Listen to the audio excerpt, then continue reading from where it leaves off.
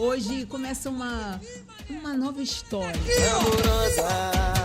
Que pressão é essa? Vim de um lar muito violento. Fiz um pedido de casamento. Porque ele tentou tirar a guarda do meu filho. A primeira música do Jonathan foi com 7 anos. 1 milhão de CDs só ele.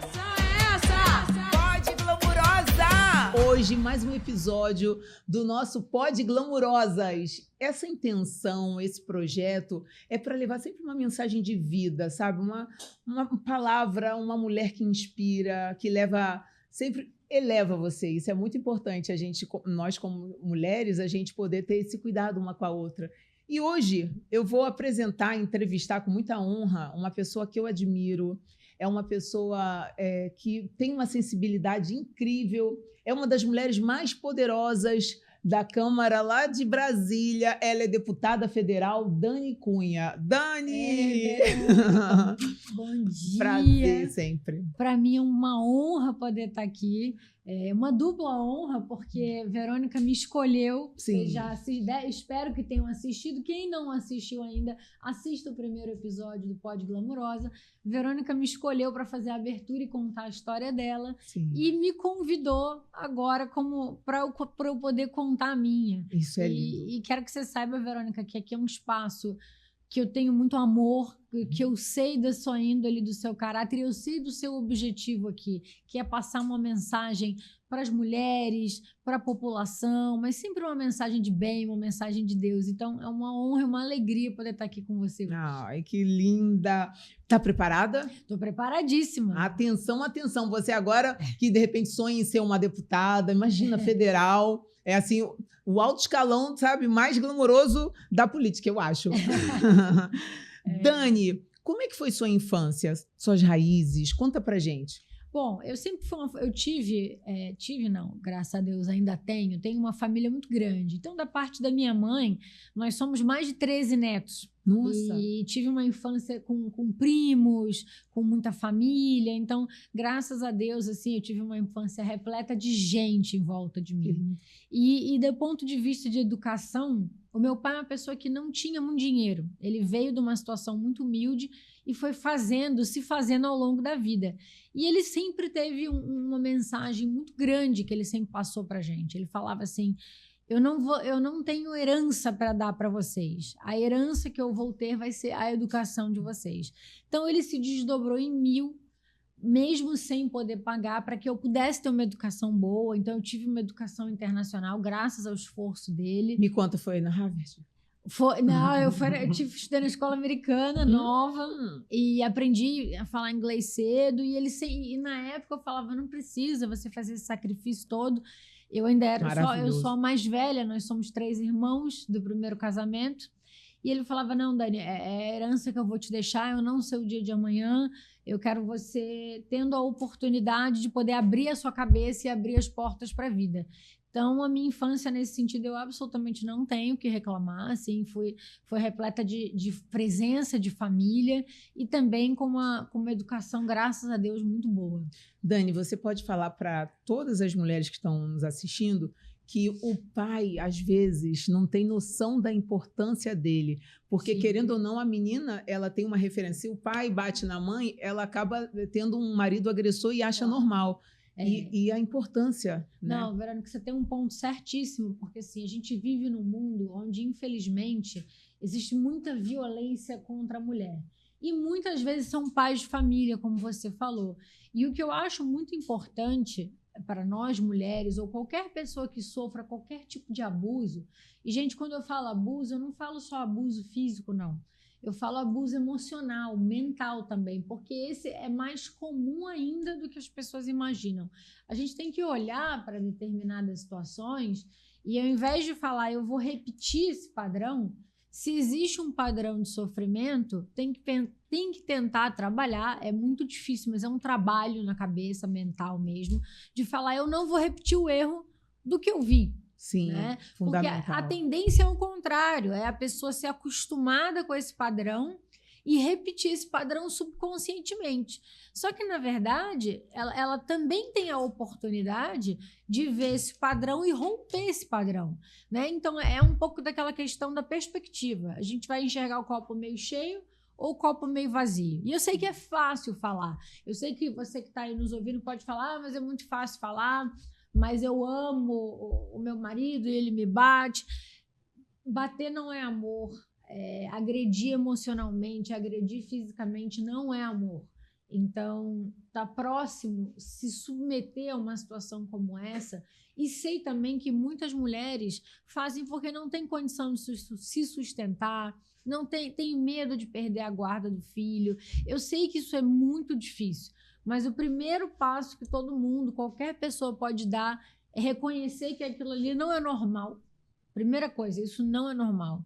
E segunda coisa, o que eu posso fazer para tentar sair disso? Agora, você falou de algo muito importante, eu percebo nas ruas, nas comunidades, nesse tempo todo que eu trabalho, que a mulher não pode se entregar na questão profissional. E você faz esse movimento, que é uma das coisas que mais me ligou a você, que é profissionalizar, é um curso técnico que pessoalmente você acompanha e palestra também a independência profissional das mulheres, né? Sim. Não, tem 2 pontos muito importantes aqui, Verônica, do que você falou. Eu vou dividir em 2. Um é a mulher no mercado de trabalho e o outro são os cursos que eu dou. A mulher no mercado de trabalho, você deve saber disso. Eu vivo muito isso. A mulher, infelizmente, a gente ainda vive um meio muito machista. E nós, mulheres, que atingimos até posições tipicamente masculinas, pelo menos, eu sofro muito com machismo, muito. Não é fácil trabalhar na política sendo mulher bonita do jeito que você é. Obrigada. Mas eu sei como é que é. É muito difícil. Eu já escutei coisas como, por exemplo, de gente de alto escalão, uma vez chegar e falar assim, mas seu casamento não vai durar. Aí eu olhei e falei, não me mede pela sua régua, sabe? Mas as pessoas, elas olham para a mulher e elas veem a mulher assim, a mulher ela não pode conquistar, principalmente espaços que são do homem. E eu achei que isso fosse ser coisa do passado, não é, eu vejo até no meu hoje dia a dia. É muito vivo isso. Em todos os aspectos da minha carreira eu vi, e hoje eu vejo muito. Sobretudo na política, como tem muito homem, é quase como se você tivesse que quase não, a gente tem que se esforçar o dobro para poder mostrar que a gente está ali tanto quanto, se não até mais do que eles. Sim, com certeza. Isso é um ponto. E unindo essa questão, essa frustração, agonia que eu tenho com esse machismo, e também buscando dar oportunidades para as mulheres, eu me tornei professora. E é uma das coisas que eu mais gosto de fazer, assim. Eu juro para você que quando eu visto, é a skin que fala, né? Quando eu visto a skin da professora, é onde eu mais me realizo. Você transforma vidas. Eu tenho a oportunidade de dar aula para mulheres de baixa renda. Já formei mais de 30 mil mulheres. E já vi casos, assim, nas aulas que me marcaram muito. Eu vou te dar alguns exemplos aqui. Eu lembro de uma aluna que vendia bala de coco no sinal. Ela vendia a bala de coco no sinal para poder ter o dinheiro para pegar a condução para ir para o curso. Sim. Ou seja, ela não vendia a bala para sobreviver. Ela queria estudar porque ela quer uma oportunidade. E hoje eu vejo cada vez mais que as mulheres querem a chance, querem a oportunidade. Não sabe como... falta tudo, informação, falta tudo, falta rumo. Aí eu tenho outros casos que me marcaram muito. Eu tive uma aluna que deu um depoimento na formatura e ela falou que antes de uma amiga inscrevê-la no curso... Foi uma amiga? Que linda! Foi uma amiga que inscreveu ela. E ela estava pensando em se matar. E ela disse que já estava com isso na cabeça. Começou a frequentar o curso e começou a ver propósito. Ai, meu Deus. Sem propósito, o ser humano se perde, é vazio. Como se perde, né? Isso é lindo, esse trabalho. E as mulheres, eu vejo assim... Primeiro que tem as mulheres que têm filhos e são mães solteiras. Essa é uma realidade... Uma boa parte, né? Uma boa parte, muito grande do nosso estado. E tem as mulheres que podem não necessariamente ser mães solteiras, mas também a família também não tem dinheiro. Sim. Né? E muitas delas... elas também não têm onde deixar o filho. Sim. para poder realmente trabalhar. Então, são vários desafios que a gente busca no nosso curso, dar cursos e módulos diferentes para cada tipo de mulher. Então, a gente tem cursos que a gente chama de aqueles cursos que me fugiu o nome agora, mas que é auxiliar de creche, Sim. que é curso de enfermagem. Cuidadora. São cursos técnicos Sim. que você pode fazer as 30 horas de aula e buscar um emprego. Elas saem com um diploma. Saem formadas, tudo. tudo direitinho. Seria, né? E aí eu inseri no curso as aulas de empreendedorismo. Que é tudo, abre a mente Porque dela. abre a mente delas. E eu via relato de alunas minhas que começaram a empreender depois. Uma começou a fazer bolo, a outra começou a fazer caneta de AVC, de PVC, perdão.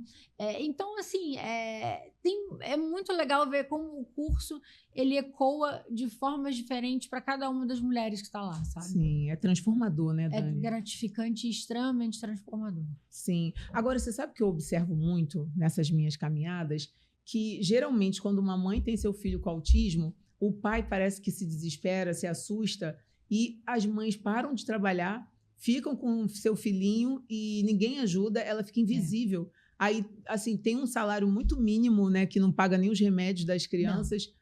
Como é que tá, assim, esse movimento em Brasília? Olha, o mundo... Eu estava tendo essa conversa recentemente com uma pessoa. O mundo mudou muito com relação ao autismo. Aí você vai me perguntar, mas o que houve? Do nada brotou um monte de autista? Eu acho que não. Eu acho que sempre teve, só que antigamente era um preconceito muito grande. Sim. Né? Então, assim, eu acho que as pessoas evitavam até procurar diagnosticar-se. E isso acontecia. Aí, de pouco tempo para cá, a gente vê um movimento onde 1 a cada 4 crianças tem algum transtorno de espectro. Então, você tem muita criança com déficit de atenção, com TDAH, com altas habilidades e com autismo. E tem uma outra questão também, é que a pessoa pensa no autista, o grau 4, que é aquela criança que não consegue fazer nada sem um acompanhamento. Né? E você tem o autista grau 1, que é uma pessoa que pode perfeitamente conviver funcionalmente dentro da sociedade e deve, e a única coisa que é bom ter, se tem uma condição, é um acompanhamento. Agora, você vê o desespero daquela pessoa que tem um autismo em grau 4. Eu tive um projeto em 2017 que chamava Sorriso Especial. Era um grupo de dentistas que atendiam só crianças autistas.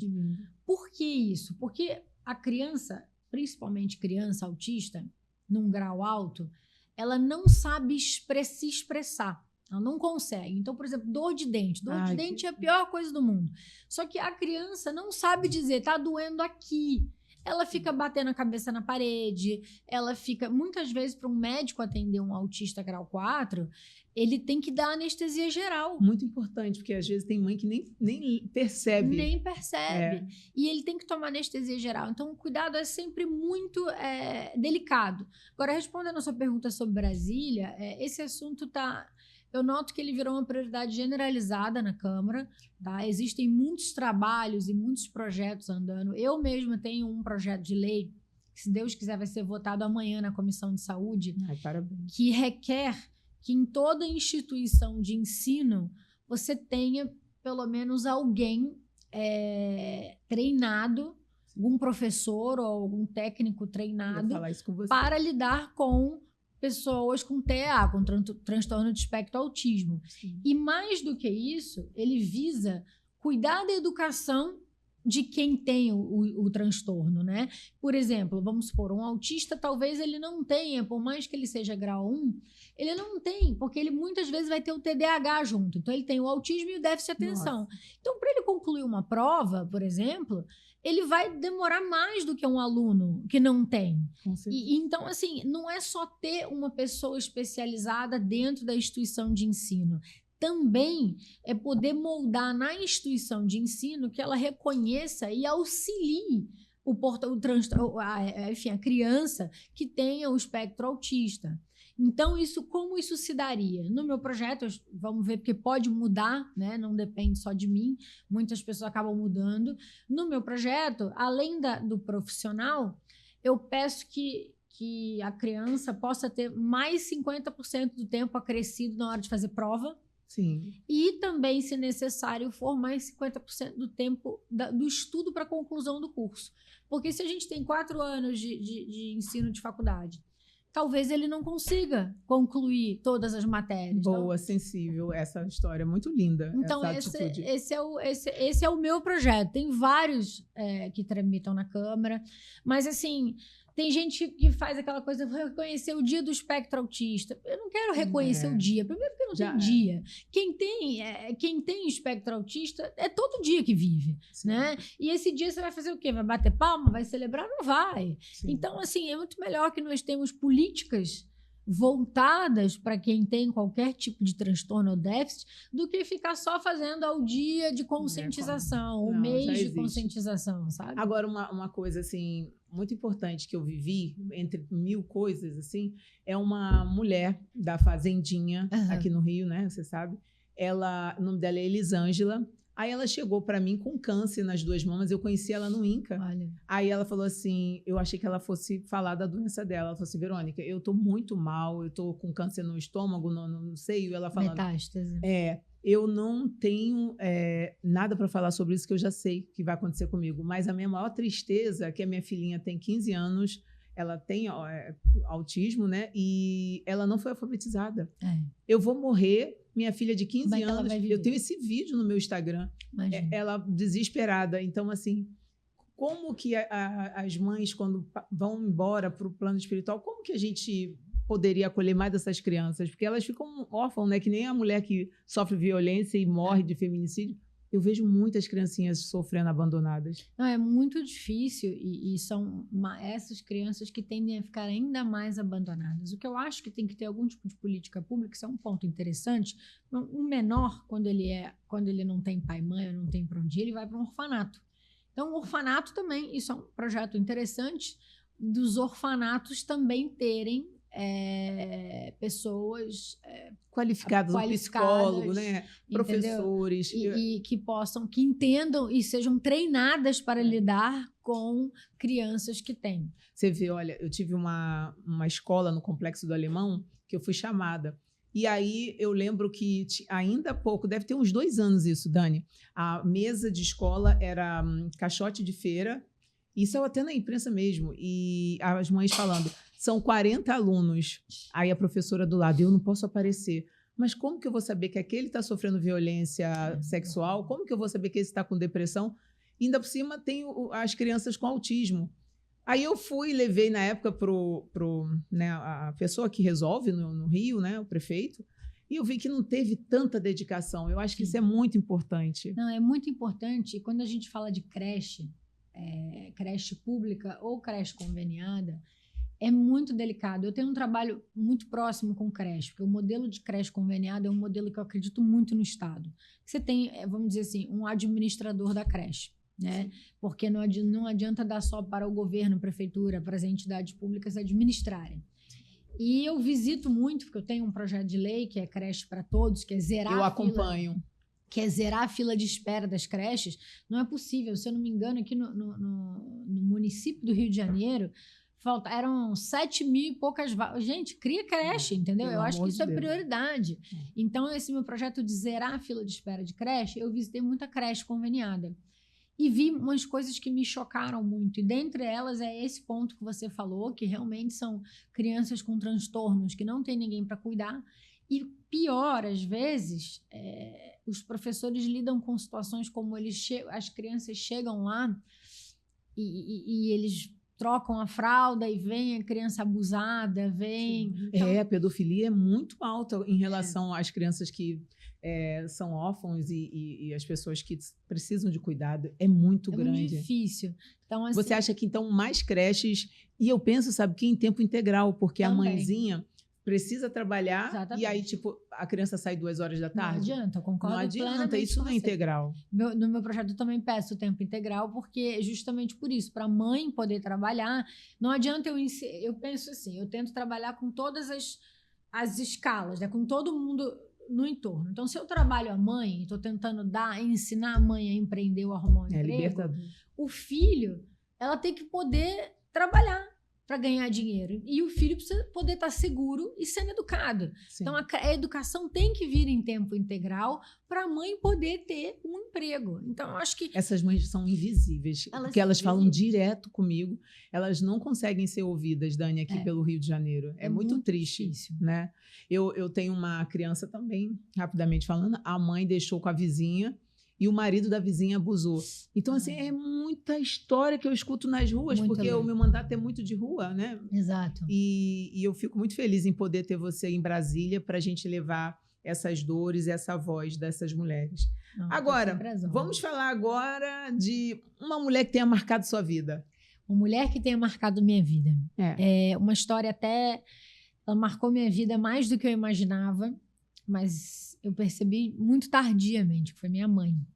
A minha mãe, hoje ela está bem, graças a Deus, mas ela tem um câncer complicadíssimo, ela trata de um câncer há muito tempo. E eu morava com ela desde pequena e ela se separou muito nova, com 3 filhos e tal. E eu sempre fui muito ligada ao meu pai. Na época, eu falei, quero ir embora, quero morar com meu pai, não Coisa sei o de quê. adolescente, né? Eu tinha 9 anos, mas pré-adolescente, pré. não deixa de ser. E não entendi o que a minha mãe estava vivendo. Aí o tempo vai passando, a gente vai ficando mais velho. Hoje eu olho para trás, a minha mãe tinha 32 anos. Muito jovem. Eu tenho 38 hoje. Então, assim, poderia ter sido eu há 6 anos atrás. E com 3 filhos, não se formou. Parou para cuidar dos teve filhos. que refazer a vida dela. E né? doente. A doença veio vindo depois, ela teve 2 AVCs. E depois passou o tempo. Aí ela teve um câncer de mama, um câncer de rim com metástase para o cérebro. E ela é uma guerreira, ela luta pela vida tanto que ela conseguiu, com a radioterapia, isolar o câncer do cérebro, o tumor no cérebro. E o da mama ela trata e está tratando do rim. Só que ela não aguentava fazer imunoterapia, que é a solução mais adequada. Então ela quase morreu por muito tempo e ela está em processo ainda de tratamento. Mas por que eu digo isso? Porque é uma pessoa que foi muito presente para mim, mas que eu não dei o devido valor. É coisa de filho. Sabe? Que eu não dei o devido valor no seu tempo. Falta maturidade, sempre é assim. E hoje, mais velha, eu olho e falo, ela foi uma pessoa muito importante na minha vida e reconheço que eu poderia ter sido melhor com ela, sabe? Mas ela já tem uma filhona hoje cuidando dela. Muito lindo isso, Dani, eu não sabia. Olha que eu tô sempre presente com você aí. Agora me fala o seguinte, me conta alguns desafios nessa sua caminhada que marcou. Eu sei que são muitos, né? Claro. Não, eu tenho assim... A minha história, Verônica, ela não veio da política. Eu trabalhei fora da política a minha vida inteira. Então, eu me formei, comecei trabalhando na L'Oréal, aí fui trabalhar fora. Você trabalhou? Olha que legal.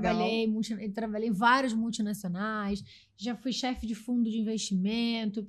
Foi tudo totalmente assim. Minha carreira começou muito cedo. E aí... a minha entrada na política, vamos dizer assim, eu vi do céu ao inferno muito rápido. Sim. Então, eu sei o que é estar no topo do poder e o que está na vala do poder. E passei por isso muito rapidamente.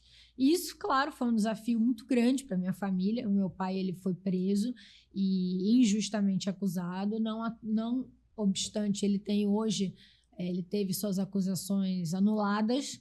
Então Prova muita coisa mostra de perseguições políticas que a gente conhece nos bastidores e às vezes a população não acompanha. Foi uma perseguição política mesmo. Com E com esse ocorrido, foi em 2016 isso. Eu comecei a trabalhar na política com ele em 2014 para 2015, quando ele disputou a eleição de presidente da Câmara. Ele pediu para eu ficar lá com ele. Fiz a campanha dele. Foi muito interessante, gosto de política, então foi uma forma de me aproximar da política. E ali fiquei. E ele virou presidente da Câmara. Então, eu vi, assim, como eu disse, primeiro o topo. Né? O topo do poder ali em Brasília é isso. Ele se tornou presidente por quantos anos na Câmara Federal? Ele acabou ficando 1 ano e pouco só. Foi sim. muito pouco, porque foi afastado, foi cassado. Eu imagino. Mas assim, e ainda assim, o que eu acho mais legal disso é que eu ando na Câmara dos Deputados, aí a ascensorista fala, esse presidente foi o melhor que eu tive. O rapazinho que serve o café fala a mesma coisa. Então, assim... Essas pessoas são leais e verdadeiras, né? Muito. Elas percebem, estão ali dentro, então elas estão de olho. É muito lindo isso. E quando acontece o que acontece com ele, como eu falei, eu vi o topo e a vala. Dali eu cheguei na vala política. O que é a vala? É você ser persona não grata, é você ser leproso, é você ser... ninguém querer você perto. Pessoas que você ajudou a vida inteira, né? Que você sumirem, não quererem papo. Então, assim, além da dificuldade emocional da família que desmorona quando passa por um processo como esse, eu tinha um segundo desafio ali, que era que a minha família precisava sobreviver. E quando eu digo minha família, eu não digo nem só eu, minha família mais próxima, eu, meu marido, não.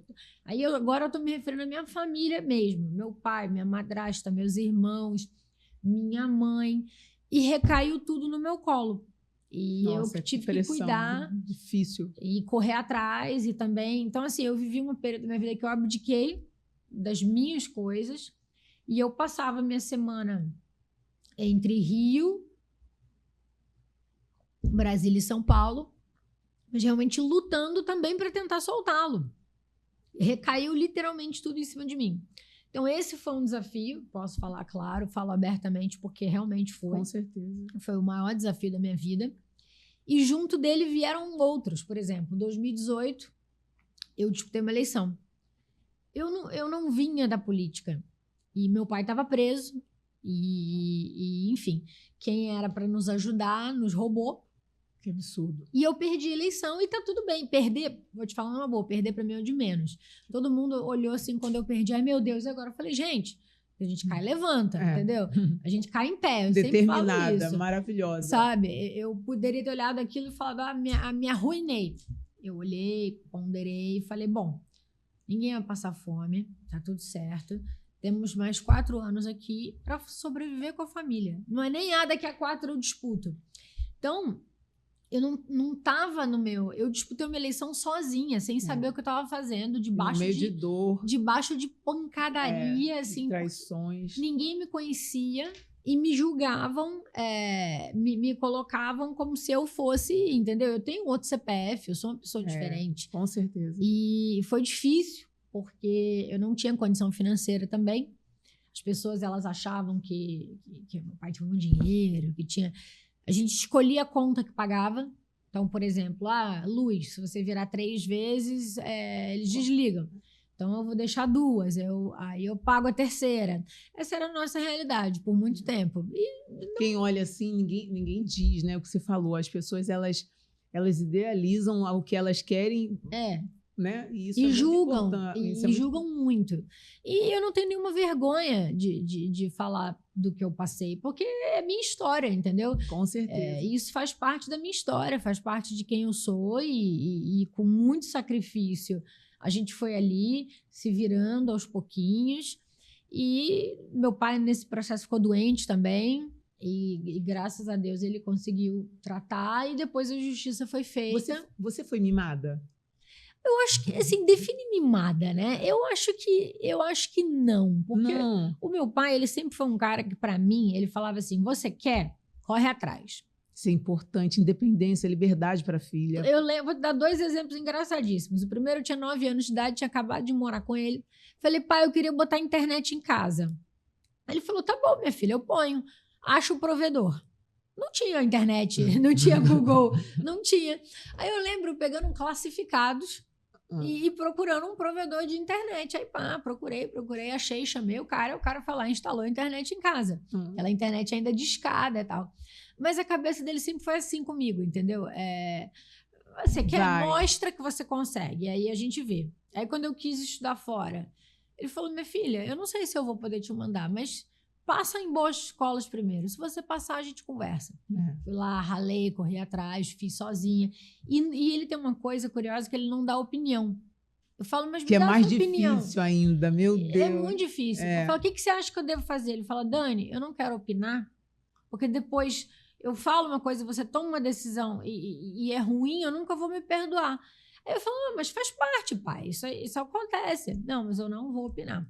Então, na vida, eu posso dizer, claro, mimada no sentido de amor, acolhimento. De acolhimento sempre, Amém. mas eu fui criada de uma maneira muito independente, tanto que eu me tornei independente muito cedo. Isso é maravilhoso, os pais fazerem isso, isso é uma boa referência para você que é pai. Agora me fala, hoje você vê, assim, deputada federal, uma das mulheres mais importantes no cenário político, como que você vê hoje o seu maior desafio no presente? Olha, o meu maior desafio hoje no presente, Verônica, você sabe disso muito bem, porque você é política também. A gente, quando vira político, e o político que está ali, não por motivos escusos, mas está ali porque está ali, porque é propósito de Deus, né? Porque é missão, né? É missão. Eu acredito que Deus me colocou ali, porque quando eu ando na rua e eu vejo as coisas que eu vejo, como você também já viu, como muitos veem, tem um exemplo que eu nunca esqueço. Uma vez eu estava numa comunidade e fui na casa de uma pessoa que me chamou para entrar. E era uma estruturazinha de viga, não era nem barraco, era viga mesmo. E essa moça estava fervendo jornal para dar de comer para o filho. Meu Deus! Porque não tem, nem comida tinha. Então, aquele sujinho do jornal para a criança comer de sopa. Aí, quando você vê essas coisas no seu dia a dia, eu, pelo menos, não consigo botar minha cabeça no travesseiro e pensar, será que eu estou fazendo o suficiente para essas pessoas? Então, o meu desafio político hoje, ele se divide em dois. Eu poder cuidar do máximo de pessoas que eu posso do meu alcance, seja em algum lugar colocando uma caixa d'água, um campo de futebol que você briga muito pelo esporte. Eu brigo muito pelo esporte. Isso é fundamental. Afasta os jovens das drogas, não tem nada mais importante. Eu vejo você incansável, implacavelmente. É muito lindo. Brigo demais por isso, porque nas comunidades é o lugar... O jovem ele tem dois caminhos. Ou ele vai olhar para o traficante como um ídolo, ou ele vai ter uma alternativa. E muitas vezes ele não tem alternativa. Então, cabe a nós buscarmos essas alternativas para eles. E o esporte é uma delas. Sim. Porque eu sempre falo, o esporte da hierarquia, o esporte, ele te disciplina, ele te dá um senso de convívio com o próximo, te valoriza. Melhora a saúde mental, que é tão importante. Melhora a saúde mental. Então, existem dois desafios muito grandes. O primeiro é cuidar da população no Rio de Janeiro. E o segundo desafio é realmente ir em Brasília, fazer leis e passar o máximo de leis possível que possam, de fato, beneficiar a população. E leis das mais diversas. Mas é muito difícil o processo lá, são 513 deputados. Muita coisa. Então, você imagina para você conseguir passar uma lei. Eu, graças a Deus, eu já tive várias leis assim para um primeiro mandato, várias leis aprovadas. Mas é um desafio muito grande. Então, eu busco diariamente tentar criar projetos de lei que possam melhorar a vida da população, como esse do TDAH que eu te falei, que esse eu sou relatora, não autora, como esse da creche, para zerar a fila de espera de creche para todos. A gente tem que ir o dia inteiro pensando em coisas novas. Teve um projeto de lei que eu fiz outro dia, protocolei outro dia, Verônica, que você não tem ideia da repercussão, que foi o seguinte, todo mundo ficou revoltado com a taxa da blusinha, né? Que realmente, antigamente, compras até $50 não tinha imposto e hoje tem. Só que mais do que a taxa do, você comprar sua blusinha no seu lazer, isso tem um significado um pouco maior, porque $50 no mês dá, salvo engano, $600 no ano. Por um pequeno empreendedor, você comprar $600 em mercadoria para vender faz muita diferença. Aí eu criei um projeto de lei que ele tem a seguinte lógica. Você, quando viaja, qualquer um que viaja para fora do Brasil pode trazer $1.000 em produto, em cota, sem pagar imposto. E o pobre que não pode viajar? Como é que ele faz? Ele não tem a condição de pegar o avião, ele não tem a condição de viajar para poder trazer os $1.000. Aí eu criei um projeto que dá o direito a $600 por ano por pessoa de compra isenta de imposto. Ai, que super polêmico no momento atual, né? Super polêmico no momento. Mas justamente pensando na pessoa mais humilde que não tem a condição de viajar. E lancei o vídeo. a repercussão foi muito grande. E da onde veio a maior repercussão?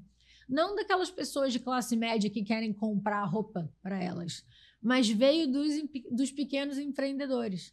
Eles olharam e falaram, isso para o pequeno empreendedor é maravilhoso.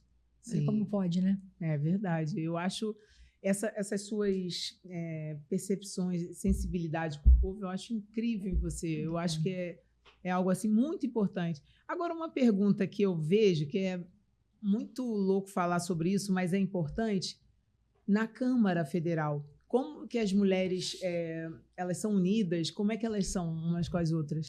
Existe a chamada bancada feminina, existe uma solidariedade, vamos dizer assim, uma sororidade, Sim. né? Entre elas, sim. Só que depende muito do assunto. Então, você pega, por exemplo, tem deputadas incríveis que se dedicam plenamente à causa feminina. Eu optei por ter um mandato mais diversificado. Para todos. Para todos. Eu não quero só ali tratar a violência da mulher. Até porque tem mulheres extremamente competentes ali também cuidando disso. Mas eu acho que precisamos trabalhar outros aspectos, como eu citei para você aqui agora. Então, as mulheres, em geral, elas se dão bem. É legal, assim. Você tem apoio. Quando você pede apoio num projeto, elas olham com um pouco mais de solidariedade. Muito mais do que os homens. Muito mais do que os homens. E também, com as mulheres, eu sinto que as diferenças ideológicas ficam um pouco de lado quando o assunto é o assunto para a mulher. Entendeu? Então, assim, e as diferenças ideológicas existem muito na Câmara, é o que mais tem, né? São 513 deputados e quantas mulheres deputadas? 91, se eu não me engano. É muito pouco, Dani. E olha que já cresceu, praticamente dobrou da última legislatura para cá. É verdade, olha isso, que bom, né? Vamos embora, mulherada, se inspirar em mulheres que nos inspiram, né? E que fazem, acontece, transformam. Eu acho que é sobre isso, né? É isso. Ô, Dani, agora me diga uma coisa. Depois de tantos desafios que você tem até hoje, a sua representatividade é muito importante. Como que você vê isso? Minha representatividade, como assim? Como deputada federal, como mulher, como uma mulher atuante, como é que você... Olha, eu vejo muito isso assim, como... Como é que você se sente? Me conta os bastidores da Dani. É muito interessante, porque assim, eu sou uma pessoa, eu sou muito temente a Deus, muito. E subo um monte, a minha fé eu professo a meu modo, entendeu?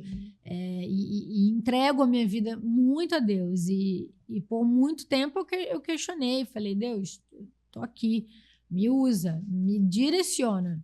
E Deus me deu o mandato. Que linda. E eu não sou, eu estou deputada. Boa fala. Então, humildade, né? E graças a Deus, acima de tudo. Porque ele deu serenidade e deu direção. Sempre quando eu peço alguma coisa a Deus, eu procuro pedir direção, né? Porque não é sobre aonde você quer chegar, é sobre como você vai chegar lá. Sim. Então, para mim, o poder não é algo que me atiça. Tem gente que gosta e quer o poder. Então, acaba ficando até doente, né? Eu vejo alguns... ficam doentes. Eu chego a pensar psicopatas da política. Tem ali uma galerinha... Tem muito. E o poder não é uma coisa que me pega. Então, você vai falar assim, Dani, como assim? Impossível. Eu gosto de legislar, eu gosto de poder correr atrás. Eu sou respeitada pelos meus pares. Eu acho que eu faço uma diferença. Falam que você é braba lá. Como é que é isso? Eu sou um pouco braba, assim. Conta isso para as mulheres que não têm noção da Dani dentro dos bastidores na política. Na verdade, assim, a gente tem que, quando a gente pega causas difíceis, a gente tem que se posicionar. E muitas vezes vão engolir a gente. Então, eu sou dura, sou rígida, sou braba, eu brigo pelas causas, sabe? Porque eu acho que a vida é um pouco assim, a gente tem que lutar pelo que a gente está representando ali, né? E muitas vezes eu relatei leis difíceis que queriam me derrubar a todo custo. E se eu não me impusesse, não me posicionasse, não ia passar. Aí é minha derrota também, sabe? Com certeza. Agora me fala o seguinte, para as mulheres que às vezes estão tão vazias, depressivas, claro que a gente tem que buscar no posto um psicólogo, um psiquiatra para o CAPES, né? Isso tem que insistir, porque eu tive uma depressão muito grande. Eu também tive. Você também. Como a fé chegou? Como é que você descobriu Deus? Como é que você foi caminhando? A minha família sempre foi crente, mas a minha história com Deus, ela foi uma história, vamos dizer assim, um pouco mais tardia. Sempre orei, sempre... Só que na minha eleição de 18, que eu sabia que era uma eleição praticamente perdida, uma vez um pastor chegou para mim e falou assim, você vai sofrer um atentado, mas vai dar tudo certo, não vai acontecer nada. Eu ignorei, falei, tá bom, enfim. E 3 semanas depois aconteceu, tentaram jogar um carro em cima do meu. Eu não sei se foi sem querer, se foi atentado, mas fato que tentaram jogar o carro em cima do meu. E eu fiquei com isso na minha cabeça. Achei o telefone do pastor, falei, vou catar esse pastor, que é o marido da Gigi. Da vereadora Gigi. Da nossa vereadora Gigi Castilho. Que você cooperou, assim, na luta dela e ela foi teve muitos votos, né? Ela teve muitos votos. E fui conversar com ele. E ele falou, vamos no monte, vou te apresentar um monte. E eu gostei desse negócio de subir o monte, porque eu brinco que a linha direta com Deus é mais alta. Então, você tá lá no alto, é mais rápido a linha direta com Deus. E existe o simbolismo todo daquilo ali. E ali a minha fé veio se manifestando. Não porque eu queria ganhar a eleição, tanto que eu perdi, mas eu queria serenidade, eu queria equilíbrio, eu queria um rumo. Então, a minha fé, ela veio nesse processo do meu pai preso, dessa eleição que eu estava disputando, sendo chacota sozinha, das humilhações que eu passei, porque não foram poucas, mas eu sempre depositei ali em Deus toda a minha esperança, temendo a Ele. E então a minha fé, ela só aumenta, porque Deus, Ele deu todas as respostas que eu pedi, que eu busquei, no tempo dele. Porque a gente quer no nosso tempo. A gente tem que entender que existem 2 tempos, o nosso tempo e o tempo de Deus. E quando Deus não traz no nosso tempo, a gente tende a se frustrar. Só que esse não é o objetivo dele. O objetivo dele é que você seja resiliente e espere o tempo dele, porque ele vai trazer no tempo dele. Até para te amadurecer, porque imagina, você não sabe dirigir e ganha um carro, um exemplo. É isso aí. Você tem que estar pronta para receber a bênção. E naquele momento, onde era o meu pior, meu pai tinha 5 prisões preventivas. Ou seja, ainda que derrubassem uma, tinha 4 mais. Então, era um cenário impossível. E Deus, com o tempo, desamarrou e foi desenhando, e quando você vê, o desenho estava ali perfeito. Amém. Então, assim, eu falo muito Esse é seu testemunho mais forte, eu acho, de fé, porque as pessoas precisam buscar Deus, conhecer mais sobre buscar Deus. E na depressão, eu sofri também depressão e crise de pânico. Imagina, no meio dessa dor toda. Era muita responsabilidade. E muita gente não sairia da cama, né? Eu levantava e tal. Só que quanto mais a depressão vinha, mais eu recorria a Deus. Ai, que lindo isso aí. Eu acho que é a única alternativa. Só que a gente, quando tá mal, a gente quer ser imediatista. E isso a gente tem que entender, que a gente tem que recorrer a Deus e não pode parar. Eu vi olha que interessante, eu vou achar aqui no meu celular. Eu vi um trecho bíblico que uma mulher aleatória postou e eu salvei. Que eu até vou ler porque ele me marcou muito. Que é em 2 Coríntios 12, 13. Diz o seguinte: mas ele me disse, minha graça é suficiente para você, pois o meu poder se aperfeiçoa na fraqueza. Portanto, eu me gloriarei ainda mais alegremente em minhas fraquezas, para que o poder de Cristo repouse em mim. Por isso, por amor de Cristo, regozijo-me nas fraquezas, nos insultos, nas necessidades, nas perseguições e nas angústias, pois quando sou fraco é que sou forte. Nossa, muito profundo. Muito forte, muito né? lindo isso. A gente tem que botar isso na geladeira. Tem que botar, não é? Isso aí é pra gente falar, olha, tá brabo hoje, mas você vai conseguir, busca Deus. Eu sempre falo isso a vida toda. E foi curioso, porque eu não estava bem no dia que eu vi essa moça postou, não é nem uma amiga minha, mas postou. Eu printei e deixei guardado ali. Depois eu voltei para esse versículo para entender, porque se você para pensar, quando sou fraco é que sou forte, quando sou fraco é quando Deus me acudir, eu fico forte. Que lindo, Então é uma mensagem que eu passo para todas as mulheres que estão em momentos de angústia, em momento de fraqueza. Não se esqueçam de que quando vocês estão fracas, vocês são fortes, recorrendo a Deus. Isso é muito lindo, Dani, eu acho. Agora, me fala Você é casada, bastidores. Graças a Deus. Graças a Deus. E você tem planos de ter filhos? Tenho planos. Eu tenho uma enteada hoje, que ela vai fazer 14 anos agora. É uma filha também, né? Para mim, eu considero uma filha. Ela, infelizmente, não mora no Rio, ela mora no Sul. Mas a gente está sempre com ela. E eu ainda pretendo ter filhos. Eu congelei há 2 anos atrás. Eu congelei os embriões. E pretendo ter. E me diga uma coisa. Como mãe, como é que você se vê? Como é que as mães que estão assim assistindo você, inspira elas? O meu marido que brinca que eu vou ser aquela mãe louca, sabe? Psycho em cima do filho. Eu acho que não. Ele fala, não, você vai ser super preocupada, toda apegada. Não, eu sou, minhas sobrinhas, eu falo de vídeo todo dia. E você tem uma elas. sobrinha tão linda. Muito linda. E ela me liga todo dia. Então, assim, eu sou muito apegada à família e, sobretudo, criança. Sim. Então, eu acho que eu vou ser uma mãe bem presente. Mesmo com o dia a dia complicado. Com a Brasília. Mesmo com essa nossa vida, que eu não pretendo abandonar. Sim. Eu acho que a mulher ela tem que trabalhar sim. E ela ter filho não é um impeditivo para trabalho. Sim, então, dá mais trabalho, mas nós mulheres temos que dar conta. Agora, eu queria que você deixasse quanto mais mensagens, que a nossa intenção aqui, Dani, é inspirar as mulheres. E você é uma mulher que inspira. Obrigada. Assim, fala 3 coisas que as mulheres não podem deixar de fazer. 3 coisas? Vamos lá, acho que a primeira é orar. Orar, muito bem. Não podemos nunca deixar de dobrar o nosso joelho. A segunda coisa, aprender. O que eu quero dizer com aprender?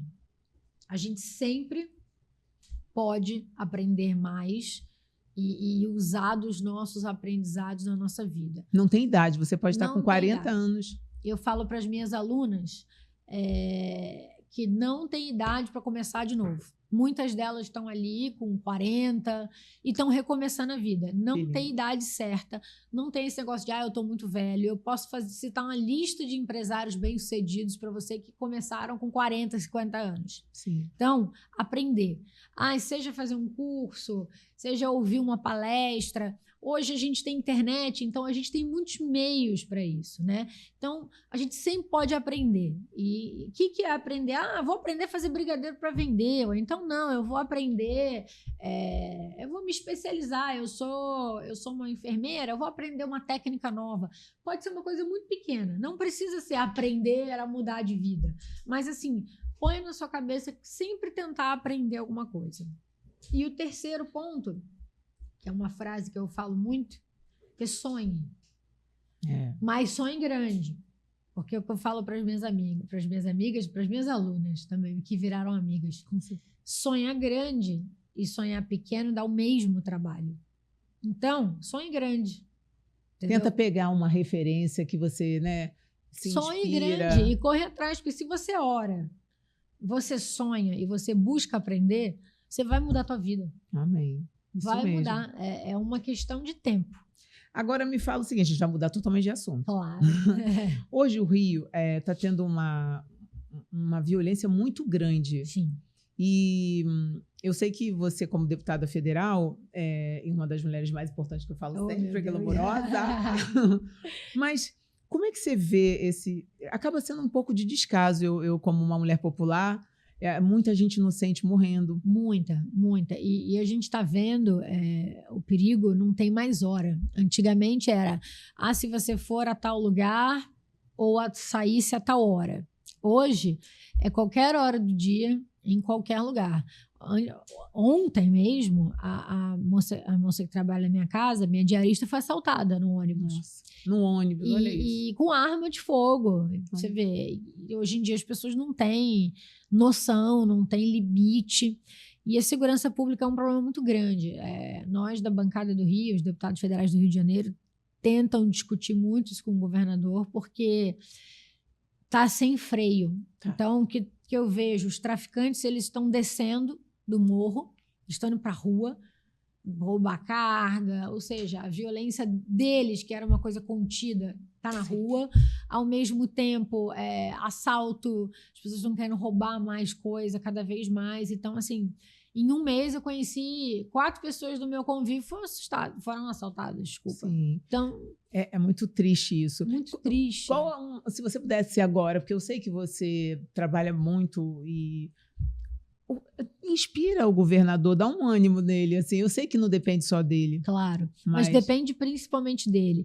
E eu vi que ele tem boas ideias e bons caminhos. Aumentar, armando guarda municipal, aumentar o número de efetivo, melhorar a condição do efetivo da polícia. Ele tem boas ideias, só que, ao mesmo tempo, não pode ser só isso. Ele tem que olhar, o problema é um problema... É sintomático, entendeu? Sim. Então, assim, se não tratar da raiz... Tem emergência, tem urgência. Você tem a urgência, que eu não consigo andar na rua porque eu posso ser assaltada, e você tem o sintoma, que eu preciso tratar isso que virou uma doença a longo prazo. Como? Educando, cuidando das crianças, porque as crianças de hoje, principalmente as mais pobres, vão ser os assaltantes de amanhã. Então, a gente tem que cortar esse mal pela raiz. Então, sim, assim, muita coisa já foi feita pela segurança. Eu não me sinto segura no Rio de Janeiro hoje. Ninguém se sente, todo mundo que eu converso. Então, assim, mulher sozinha, às vezes você sai, pega um Uber para voltar para casa, então não faço mais. Uber dá um medo, né? Eu morro de medo.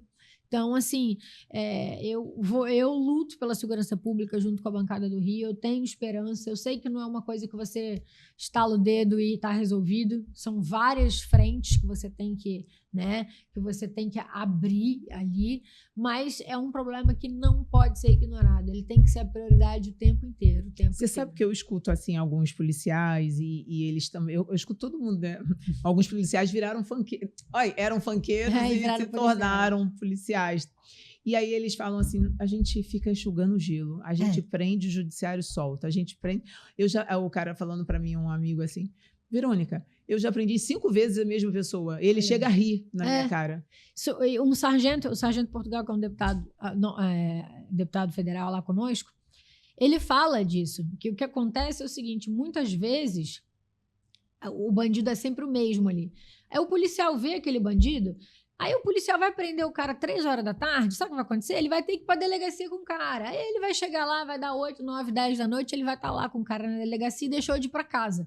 Sendo que ele sabe que esse mesmo cara vai estar lá amanhã. Então o que tá acontecendo é que o policial tá com preguiça de prender o bandido. Sim, olha que loucura. E tá adoecido também. E tá adoecido também. A saúde mental deles, nossa, é uma coisa muito séria, né? Pois é. E agora eu fico vendo, Dani, que eu vi essa semana na imprensa um grupo de alunos saindo da escola e assaltando as pessoas. Acho que foi na Tijuca. Loucura, gente. Né? E a gente precisa ver... A minha opinião, já deveria existir escola em tempo integral. Também. Existia o Brizolão, que eu estudava no Brizolão também, era muito importante. Ali tinha esporte, tinha comida, tinha tudo, né? Então, eu acho que a escola integral, creche integral, totalmente. Dani, né? E cursos profissionalizantes. Eu acho que a FATEC tem que funcionar melhor, está muito fraca nas a comunidades. FATEC é o maior mecanismo de engenharia para dar oportunidades à população. Cursos profissionalizantes é a minha maior bandeira. Eu sei. Então, assim, eu acho que tem que ter mais institutos de cursos profissionalizantes. Eu acho que o governo tem que separar, dentro da Secretaria de Educação, uma verba para cursos profissionalizantes. Maravilhoso. Entendeu? Eu acho que isso tem que ser, da mesma forma que, sei lá, você tem um secretário de Educação, você tem um subsecretário A, subsecretário B, você tem que ter um subsecretário de cursos e um de creche. Então, assim, é o que eu falo, creche não pode ter fila e não pode faltar curso gratuito para quem quer aprender. Sim, eu acho que combateria muito a violência, porque uma pessoa... Totalmente. A minha filha, por exemplo, ela estudou num colégio muito bom. E aí ela hoje sabe fazer marcenaria. Ela fala 4 idiomas, mas ela sabe. Então, assim, na escola ela teve essa oportunidade. Sim. Aí ela chega na minha casa, vê alguma coisa, ela vai lá e conserta. Eu acho lindo isso. É a oportunidade da pessoa ter uma segunda formação. E você não sabe o dia de amanhã, ela pode precisar disso para viver. Ou seja, é muito importante. Então, eu sempre falo, é a mensagem que eu gostaria muito de passar. Curso e creche, curso e creche, curso e creche. Creche não pode ter fila. Curso tem que ter em abundância. Sim. Eu quero aprender alguma coisa. Onde eu vou hoje? As pessoas não sabem, porque não tem. Tem que ter um lugar onde você vá, você ligue. Olha, eu queria fazer eu moro em Santa Cruz, eu queria fazer um curso de marcenaria. A mulher vai lá, minha senhora, não tem em Santa Cruz, mas tem em Campo Grande. Vai, se inscreve. Uma central de informação. Tem que ter, entendeu? Boa, Dani. Para mim, muito importante. eu acho que esses são as duas locomotivas para a gente, daqui a 10 anos, quando o pod vai continuar, a gente voltar no pod daqui a 10 anos e falar, olha, como isso mudou, diminuiu a violência. Não, eu tenho certeza que esse é o caminho, entendeu? Creche, porque a formação do ser humano, eu acho que é na infância mesmo, né? E aquela violência que ele sofre é o que você falou. Não tem como, vai se perder. Claro. Não é? Agora, Dani, me fala uma coisa, você é uma mulher vaidosa? Isso eu acho que como toda mulher, mas tem assim, que ser. eu me cuido, eu não sou excessiva, mas eu me cuido, lógico. É importante, porque a mulherada às vezes não sabe. Eu penso assim, sabe, Dani? Você dá uma escovada em casa, você fazer uma unha, já levanta a sua autoestima, é importante, né? Autoestima é muito importante para a mulher. A mulher tem que se gostar para ela poder. Não é para ninguém, é para ela. Não é futilidade. Exatamente. Não é verdade? Quando você chega toda linda lá na Câmara, como é que é? Você já foi cantada lá? Graças a Deus, não. Porque eu não posicionamento. Eu não dou margem. Sim. Se eu falasse, oi, tudo bem? Daria. Eu sou super séria. Tenho bons amigos lá. Sou muito bem tratada, sou tratada com carinho, mas nunca dei margem. Não. E me diga uma coisa. Conta alguma história que você, de repente, eu não te perguntei, da sua vida pessoal, para conhecerem mais esse seu coração, mais. Deixa eu pensar, uma história da minha vida pessoal. Eu tenho uma, se você quiser eu conto. Pode contar, pode contar. Tá bom. Eu estava conversando com o nosso Cunha, que eu tenho como um pai, um amigo muito importante na minha vida, e você hoje como uma irmã, de verdade. E aí eu estava falando com ele, eu falei assim, nossa, você viu o vestido da Dani? Eu sou muito informal, as pessoas confundem até isso, né? Mas eu sou uma pessoa muito séria. E aí ele falou assim, eu vi o vestido do casamento, né? Ele é bem tradicional. Mas não fui convidado. Como é que foi essa história? Conta pra gente. Eu já fui casada e meu marido já foi casado também. Então, assim, a gente, pra você ter uma ideia, a gente casou no monte. Que lindos. Então, assim, a gente casou eu e ele só no monte como pastor. E aí, passaram-se 2 anos, mais ou menos, a gente ia fazer uma viagem. Um romance. Aí ele falou, por que a gente não casa lá? Sim. E aí foi isso. Casamos eu e ele, tava de presente minha sobrinha e o namorado. E o pessoal do hotel, o gerente do hotel. Era longe, amigo. A Cunha era muito longe. Era longe. O gerente do hotel que celebrou a cerimônia. O gerente. Aí quem levava a flor era a camareira. Mas foi super divertido, sabe? E romântico, eu acho. Foi um simbolismo, mas pra gente marcar, sabe? Como que o seu marido, muitos maridos não deixam as suas mulheres trabalharem, tem muita aquela violência psicológica. Como que seu marido vê você uma mulher tão importante no país? Olha, Verônica, como é que ele consegue? Antes desse meu marido, eu tive um relacionamento super abusivo. Você vê, né? Pensa que é só a mulher que é sofrida, todas nós. Eu tive um relacionamento muito mentalmente abusivo. E a gente nota. Aí eu fiquei 2 anos com essa pessoa. Aí você pensa, meu Deus, você é burra então, né? Porque por 2 anos deu tempo de sobra para você perceber, cair em si e ir embora. Mas te adoece, né? Só que não é assim, porque o abusador, ele quer ser a solução de todos os seus problemas. Te isola. Então ele te isola. Quando ele vê, a pessoa A tem um problema, a pessoa B tem um problema, ninguém pessoa presta. C tem um problema. Ninguém serve, mas ele, se você contar com ele vai estar lá sempre para você. E isso vai te adoecendo de uma maneira. Então, eu tive um relacionamento muito difícil. Você não se percebia? Não me percebia. Não me reconhecia. Sim. E minhas amigas falam para mim, Dani, você é a mulher mais independente que eu conheço. Você é uma mulher bem resolvida. Forte. Como assim, sabe? Mas você não percebe. E depois que eu saí desse relacionamento, graças a Deus, um tempo depois eu conheci meu marido. E meu marido é uma pessoa maravilhosa. Ele vai para Brasília com você? Se incomoda? Não, porque ele trabalha. Muitos homens ali, um lugar bem machista, mas tem... Ele é uma pessoa incrível. Primeiro que ele me respeita muito. Que bom. Te incentiva. Isso que eu ia falar. Segundo, que ele me incentiva. O nosso relacionamento, ele é pautado por admiração mútua. Isso é fundamental. Então, ele admira a minha profissão. Ele me ajudou na campanha. Ele parou de trabalhar na época com que ele trabalhava para ajudar na campanha. Nossa, que lindo. Então, assim, nós somos muito parceiros, sabe? Eu acho que não tem segredo para a relação, não tem segredo, não tem caminho certo. Que é só admiração, né? Mas pra gente, nós somos acima de tudo amigos e parceiros. Isso é tudo. A nossa respeito. companhia basta, entendeu? A gente Sim. fica em casa, tranquilo. No feriadão eu falei, batendo Dani, fez alguma papo. coisa? Não, A fiquei gente lá. passa o dia inteiro conversando. Com carinho, entendeu? isso é lindo. E ele é uma pessoa maravilhosa. Todos nós temos defeitos, mas ele me incentiva muito. Sim. Então, muitas vezes, quando eu não tô legal, não quero, ele fala, não, Dani, vai, vambora. Te anima. Aí eu tô em Lindo. Brasília, por exemplo, ele respeita o meu trabalho. Eu falo, Você olha, fica 3 vezes na semana longe, 3 né? vezes na semana. Eu ainda falo assim, tô recebendo um deputado tal aqui em casa pra eu tomar um café, porque eu tenho que trabalhar. Tá bom, manda, tipo, que ele sabe Em paz. é trabalho, entendeu? Ele sabe que se eu tô recebendo uma pessoa na minha casa, Sim. eu tô trabalhando. Porque ele sabe que a primeira oportunidade que eu tenho de voltar para casa, eu volto. Eu não preciso fugir. Em Brasília, a gente vê muito deputado que foge, né? Ele Pois é. foge da sua vida e vive uma vida paralela. Para mim é o contrário. Lá é o meu trabalho, não a minha vida. Sim, entendeu? a sua vida é aqui com ele, Minha com a vida família. É aqui. Exatamente. Agora, você falando um ponto muito bacana. Como é que você vê muitos amigos e a maioria dos homens tendo essa coisa tão vazia de querer o tempo todo mulheres? Eles buscam e nunca se encontram. Vejo muito homem casado fazer isso também. Eu vejo as pessoas com uma busca incessante, não é só o homem não, tá? Mulher também. Mulher também, né? Uma vez eu conversei com uma amiga minha que estava namorando uma pessoa, aí ela falou, tô meio assim. Eu falei, por quê? O cara é tão legal. Porque talvez eu consiga coisa melhor. Eu falei, gente, se você viver assim na sua vida, você não vai se permitir nunca viver nada. Talvez um dia eu consiga algo melhor. Então, ou o cara não é bom, e ok, se o cara não for bom, sai dessa. Ou você que tá procurando, né, Demais, pelo em ovo. Então, Sim. existe muito isso também. Eu vejo muito, é muito latente. Um homem mulherengo, o que você falaria para uma mulher agora? Que ela, assim, tá oprimida, tá triste, perdeu o brilho dela. Porque tá saindo como mulherengo, eu É. falo, pula fora, vai doer, mas pula fora, se valoriza.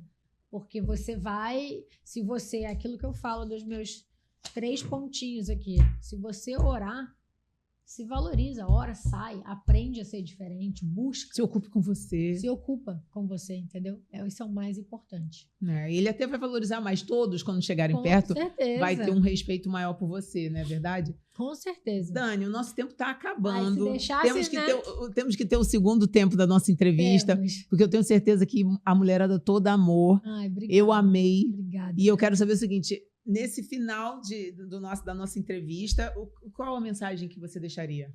Primeiro, eu quero te agradecer. Eu acho que o que você está fazendo com esse podcast é maravilhoso, é brilhante, é um espaço para conversar sobre a vida, é um espaço para fazer o bem. Sim. E assim, Verônica, conheço você e você é uma mulher de bem, do bem, que faz o bem.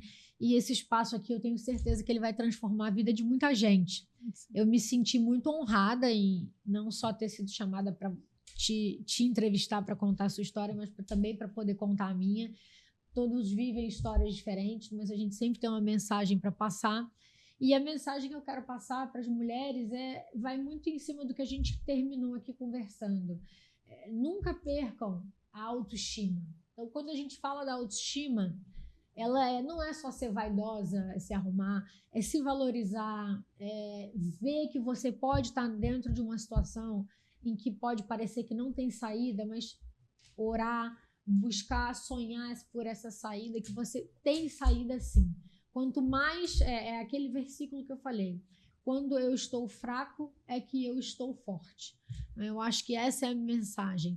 Você é forte, você pode, corre atrás disso e não se deixa abater. Ai, que linda, gente! Depois dessa preciosidade aqui do lado da Mãe Loura, que eu adoro e admiro demais, a nossa deputada Dani Cunha, que faz muita diferença na vida do povo, né? Eu quero deixar agora o nosso podcast. Você quer dar uma olhada na entrevista? Você pode ver ela inteira, de repente passar uma tarde ali, é tão importante, sabia, né, Dani? As pessoas que você vive, faz toda a diferença. Pode mudar a sua vida ou pode te paralisar. É verdade. Então, uma mulher que te inspira, eu acho que vale a pena você sentar e ver toda a entrevista. Mas se você não vê, assim, por acaso, você, por favor, segue a gente no nosso Pod Glamurosas, tem o Instagram, segue agora, é importante. Tem o nosso canal do YouTube, que é o Pod Glamurosas, né, Dani? Aí. Ah, eu amei você, eu amo Obrigada, você. Dani. Obrigado pela entrevista, tá? Te agradeço pelo carinho, pela oportunidade e estou às ordens sempre para a gente falar sobre mulheres, fazer da nossa vida um futuro melhor. Amém. Parabéns. Obrigada.